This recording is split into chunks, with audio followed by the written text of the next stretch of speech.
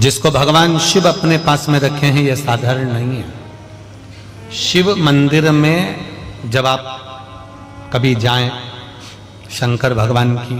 कभी ऐसा मौका लगे कि आपको लगे कि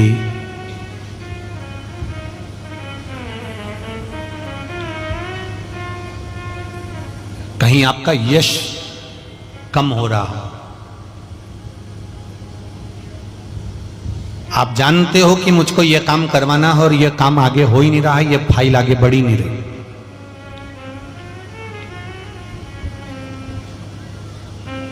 आपको लगे ये फाइल आगे नहीं बढ़ रही, शिव जी पे जो जल चढ़ाओ, उस चढ़े हुए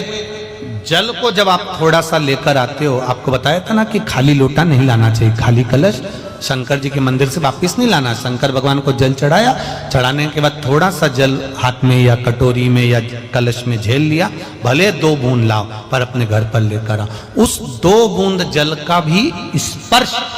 कलश के अंदर हाथ की 3 उंगलियां लगाकर अगर त्रिशूल पर टच कर कर मात्र आपने उस कलश के अंदर लगा दिया और वो जल भी आपने अपने घर पर छोड़ दिया, छींट दिया या उसका आचमन मात्र हो गया, तो व्यक्ति का यश बढ़ना अपने आप प्रारंभ हो जाता है, उसकी यश की प्राप्ति उसको होने लगती है, उसको यश की वृद्धि होने लगती, उसको यश की प्राप्ति होने लगती है। त्रिशूल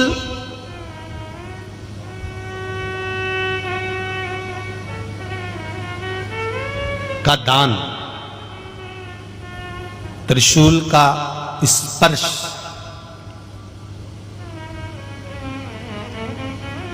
एक बहुत अच्छी बात कहना चाहेंगे, आपके स्मरण में रहना चाहिए, बहुत सुंदर स्मरण। कभी अगर मौका लगे, कभी अगर मौका लगे, और शंकर भगवान का बहुत सुंदर श्रृंगार हो गया, बहुत सुंदर श्रृंगार हो गया, और शिव जी पे माला भी बहुत अच्छी चढ़ी है, बेलपत्र भी अच्छी चढ़ी है, धतूरा भी अच्छा चढ़ा हुआ है, फूल भी अच्छे चढ़े हुए हैं, और आपने देख लिया शिव जी का बहुत अच्छा श्रृंगार हो गया, और तुम्हें कभी मौका लग जाए ऐसा,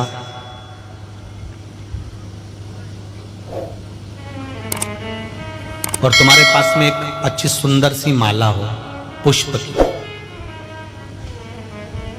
तो आप पुजारी जी को या पंडित जी को कह दो, या पंडित जी मान नहीं हो, शिव जी का अच्छा श्रृंगार हो गया हो, तो वो माला केवल त्रिशूल की, जो त्रिशूल है उस त्रिशूल पर ही उस माला को अगर आपने केवल टांगी दिया, तो भी आप उन्नति की सीढ़ी पर आगे बढ़ना प्रारंभ कर देते। पर किस समय पर? जब भगवान का पूर्ण श्रृंगार हुआ, पूर्ण श्रृंगार शिव जी का हो गया और माला तुम्हारे हाथ में है, और तुमने देखा भगवान का श्रृंगार हो गया, अब शिव जी पे अगर माला चढ़ाऊंगा और श्रृंगार गिर जाएगा, तो उस माला को आप अपने यश प्राप्ति के लिए, अपने आनंद के लिए, अपनी उन्नति के लिए आप उसको त्रिशूल पर चढ़ा सकते। हम कई बार एक बात बहुत अच्छे से आपको वर्णन किए हैं कि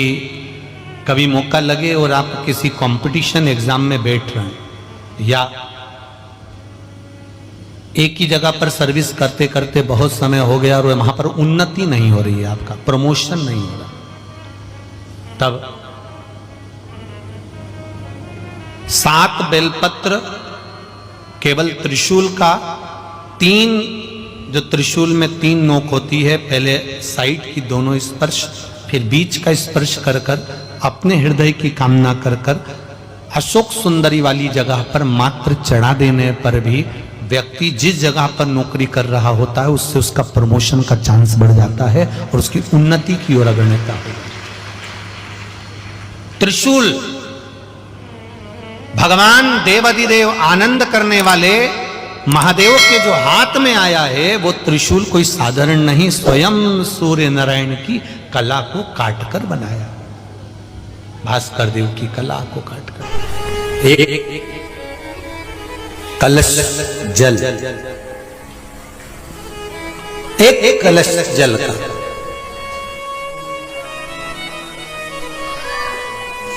एक बेलपत्र, कभी कोई विशेष कार्य है, अटक रहा है,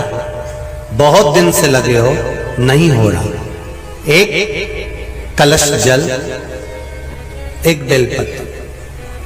शिव मंदिर में जब बेलपत्र लेकर जाएं, बेलपत्र रखी सीधे हाथ में, उसके ऊपर रख लिया कलश, उसमें जल भरा हुआ हो, अपनी कामना कर कर मंदिर में पहुंचकर कलश को उल्टे हाथ में लेकर बेलपत्र को पहले अशोक सुंदरी वाली जगह पर, ये डंडी का जो भाग है जहां से पानी बहता है, अशोक सुंदरी की जो जगह होती है, और ये पत्ती उस जगह पर उसको रख दें, अशोक सुंदरी वाली जगह पर। और शंकर भगवान को सीधे हाथ में जल लेकर अशोक सुंदरी वाली जगह पर जल समर्पित कर कर शंकर भगवान के चारों ओर जल छोड़कर फिर शिव जी के शिवलिंग पर जल समर्पित करें। लगभग 2 या 3 सोमवार लगातार प्रतिदिन एक बेलपत्र समर्पित करें। और अगर आपने लगातार 2 सोमवार या 3 सोमवार कर लिया तो जो अटका हुआ कार्य है ना, मेरा देव अधिदेव महादेव उसमें सफलता प्रदान कर देगा, ये विश्वास। अशोक सुंदरी की जगह पिता जितना अपने बेटे की नहीं सुनता, उतनी अपनी बेटी की सुनता। बेटा मां को प्रिय होता है और बेटी बाप को प्रिय होती है, बेटी पिता को प्रिय है। आप अशोक सुंदरी से अपनी बात कह सकते हैं।